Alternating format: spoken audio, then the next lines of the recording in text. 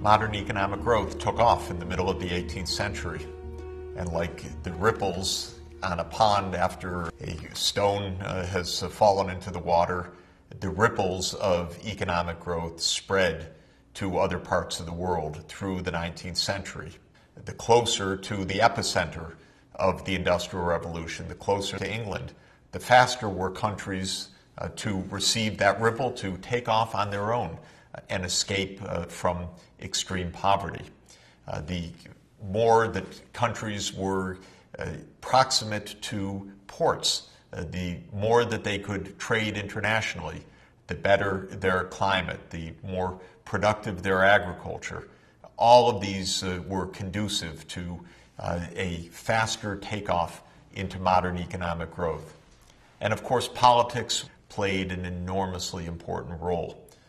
Independence and sovereignty was essential for modern economic growth in the 19th century.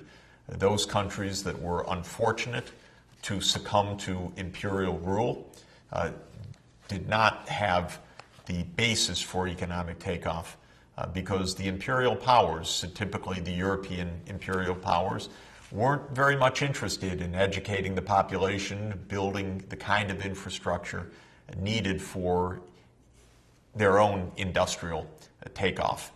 Instead, they were interested in seeing their colonies as places for primary commodities to build the home industry.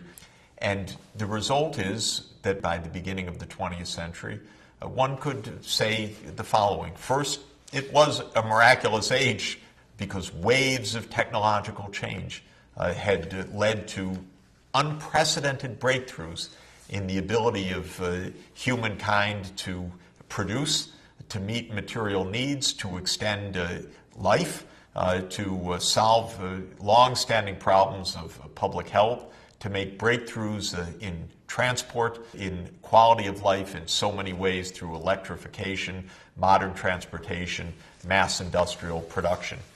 It was already an age of huge variation between the rich and powerful on the one side and the poor and vulnerable on the other side. Modern economic growth had come to Europe.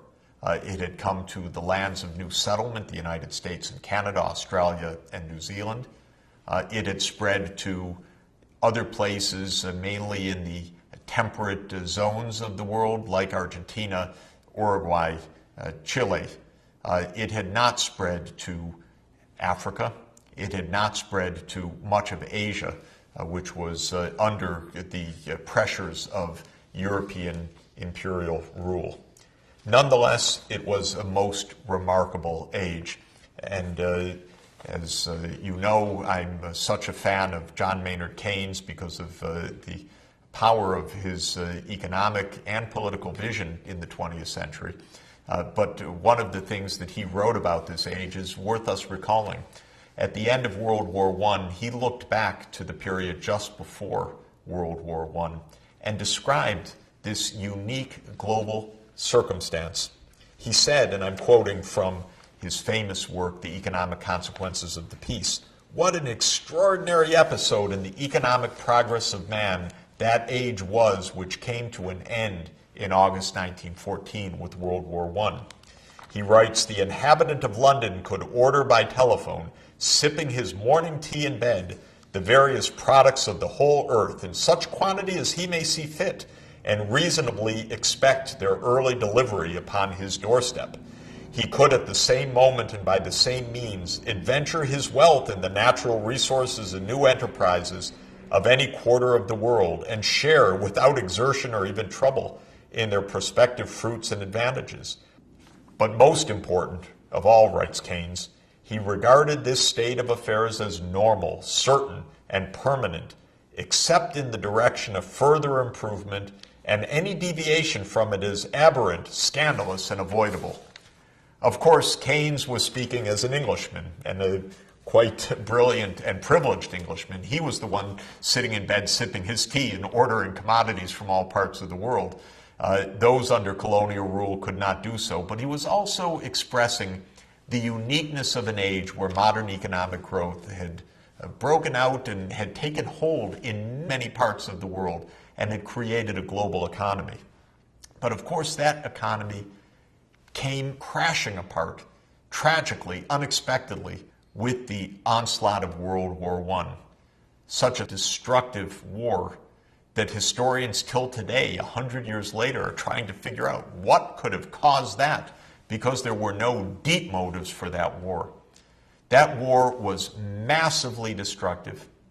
It unleashed chaos, deaths from violence, of course, epidemic diseases such as the flu epidemic at the end of World War I. It unleashed the Bolshevik Revolution that gave birth to Soviet-era communism. It unleashed tremendous economic forces that led to huge instability in the 1920s and that played a key role, though complex role, in the onset of the Great Depression in 1929. And of course, that depression gave rise to horrific political forces, none other than the rise of Adolf Hitler in January 1933 and the rise of fascism, and thereby the birth of the second devastating world war, which broke out in Europe in 1939 and in Asia, led by Japan, the industrial power of Asia, around the same time to create a truly world war. By 1945, technology had continued to advance, but many of the technological leaders were in ruins, though they would quickly rebuild. One technological leader, the world's technological leader, was not in ruins because other than one attack on Pearl Harbor, it was not directly touched in its own territory by the war.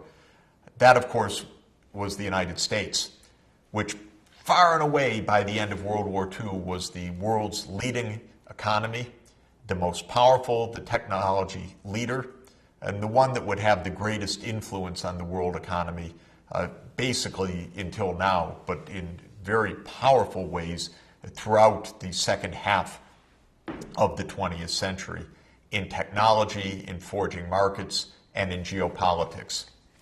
What's important for us in understanding how the ripples of modern economic growth diffused after World War II is to understand that by the end of World War II, the world was divided in three parts. And those three parts gave rise to a kind of division of the world economy that would persist for some decades and then finally themselves give way to a unified global economy. The first part was the U.S.-led part. It was the U.S., it was Europe, it was vanquished Japan, which became an ally of the United States after World War II. This part is sometimes called the First World. It was the richest part, especially after rebuilding. It was mainly a market economic system. It traded amongst each other, and it was the leading engine of technological change through to the end of the 20th century. The second world, so-called, was the world of Soviet communism.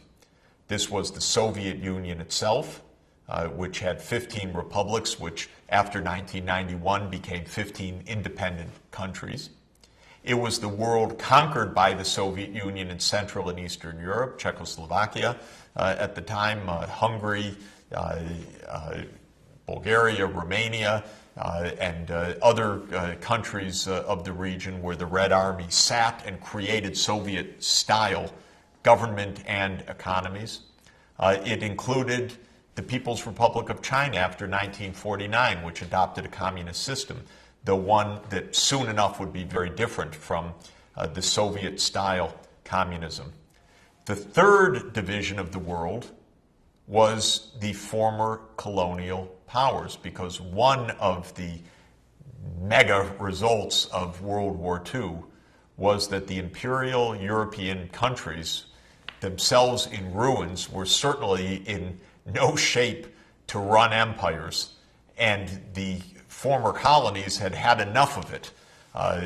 They not only had the ideology, the sense, the awareness that independence was theirs to grab, but they saw how destructive their imperial masters had been. The legitimacy of empire was over, and the ability of the imperial powers to continue to maintain empire was gone as well, though many of them didn't notice it because they continued to try to fight rearguard wars to defend imperial possessions.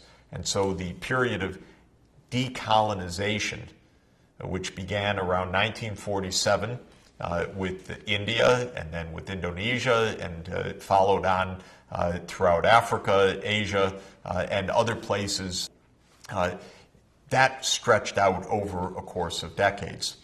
But it created a kind of third world. Third world is a term we sometimes use to mean poor and middle income countries, but it meant something more literal back when the phrase was invented. It meant not the first world of the United States, not the second world of the communist era, but the post-colonial world. Sometimes also a grouping called the non-aligned countries. They said, we don't want U.S. domination, we don't want Soviet domination, we want to be on our own. And a little bit less formally, a fourth world was sometimes also brought into the mix. That's the group of countries basically that we call the least developed countries today, the countries in absolute abject poverty. Well, these were quite sharp divisions, and the world economy evolved under these geopolitical divides for several decades. The first world recovered from the damage of World War II remarkably quickly by the 1950s, and endogenous technology-driven economic growth took hold, and the process of modern economic growth and rising living standards took hold in the first world very, very powerfully.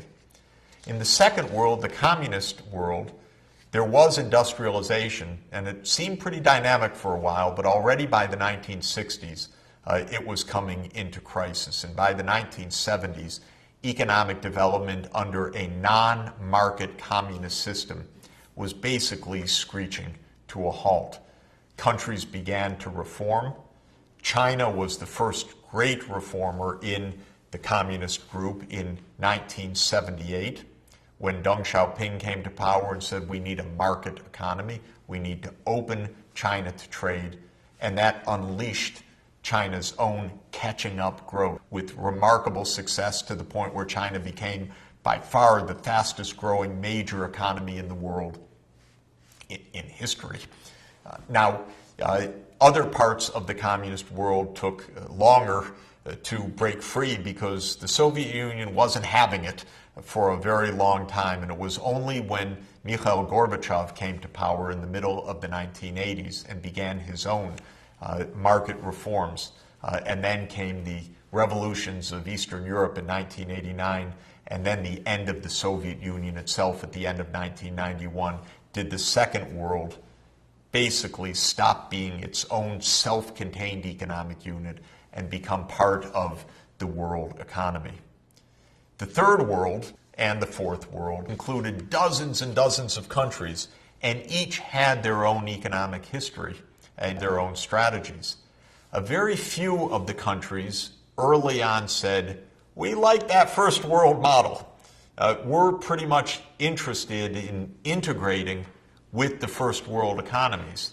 And they figured out something that most of the rest of the developing countries did not figure out till later. And that was that diffusion, the arriving of those ripples, could lift them into a very special kind of industrialization, mainly where new industries in their own countries, many foreign-owned, would become part of global production systems, so that a company in Korea or in Taiwan would begin to produce the electronics goods or the shirts and pants on the racks of retailers in the United States and Europe, according to the technology designs and the intellectual property of the so-called first world companies. The early developers of that new strategy for catching up were called the Asian Tigers. Korea, Taiwan, China, Hong Kong, Singapore. The four of them already by the 1960s and then by the 1970s were growing extremely rapidly by integrating their new, young industrial base with the high-tech industries of the first world. And as that happened, other developing countries watched and said, wait a minute, that's pretty interesting. Maybe we shouldn't stay quite so non-aligned. Politically, yes, but economically, maybe we should open our own doors to trade and to foreign investment and try to attract those new multinational companies that could use our country and our labor force and our natural resources as a base for their global production systems. This is how globalization came into being. Globalization came into being as this diffusion process created a new kind of catching up after World War II, especially starting in countries that opened their trade and opened their borders to foreign investment so that new global industry centered around multinational companies could use those countries as bases for global production systems. And that process, backed by big breakthroughs in technology, better transport, intermodal transport so-called, from ships to the backs of trucks in a very smooth process, containerization of trade through the standard 20-foot containers, and of course the advent of modern computer-assisted design and manufacturing and the enormous breakthroughs made possible by the internet and by mobile telephony, revolutionized the ability of companies to engage in global production systems and thereby create globally integrated companies, often with hundreds of thousands of employees operating in more than 100 countries. And the world's multinational companies thereby became the main agents for the continuing transmission of those ripples around the world and the continuing diffusion of modern economic growth. Japan was a leader in its own region in this, and they developed a wonderful visual metaphor for this called the flying geese model. Have a look at these geese in formation. You have a goose flying in front, and then in back are others following the lead. And this is how economic development in Asia started as well, with the industrialization first of Japan, and then flying in formation just behind came Korea and Taiwan, Hong Kong and Singapore. Behind them, Indonesia, Malaysia, Thailand. Behind them, China, Vietnam. Behind them, Cambodia, Laos. But as the leading country moves from textiles to electronics, then from electronics to automobiles, then from automobiles to advanced information technology, the country just behind it moves from agriculture to apparel and textiles, from apparel and textiles to electronics, from electronics onto its own technology innovation of information technology. And one goose after another, to use Japan's metaphor, follows along the way. This map that you're looking at now shows where the textile firms located. And every red dot is essentially a node of multinational production where often low-wage labor is hired to produce in a global production network of textiles and apparel. You'll see that virtually every dot in Asia is on the coast, just like Adam Smith said in 1776, before he could know anything about such global production chains. You're looking at a map here of China attracting foreign direct investment. Again, China's great breakthrough after 1978, when Deng Xiaoping opened China to the world, was to attract foreign investment that made China an export base for world manufacturing production. And you can see also that the wave goes from the darker provinces where foreign direct investment is the highest into the interior, moving from coast to the interior just as Adam Smith had told us. And the result is, by the end of the 20th century and into the early years of the 21st century, what had started as the preserve of England and then had spread across the English Channel and the North Sea into Western Europe, that had spread to the lands of New Settlement first, that had then spread to other temperate zones, that had spread to Central and Eastern Europe, that had been taken up by Japan in late 19th century industrialization, that in the 20th century, after World War II, could now spread to the former colonized parts of the world as they gained their independence, was a process of global economic development that had reached almost all the world. There are still places where this is not true till today. Often the most landlocked interior places with difficult climate, with lack of natural resources and so forth, that have all of the burdens and few of the benefits to take hold. But for most of the world, the breakthrough by now has taken place. Of course, those who made the breakthrough early on are today's rich world. They're the high-income countries. Those that have come late to this by virtue of their history, their politics, their resource base, their geography, are today's middle-income or low-income countries. Those still waiting to take off are today's least developed countries. We're going to turn our attention carefully and in detail to how those least developed countries can make the breakthrough now in the 21st century.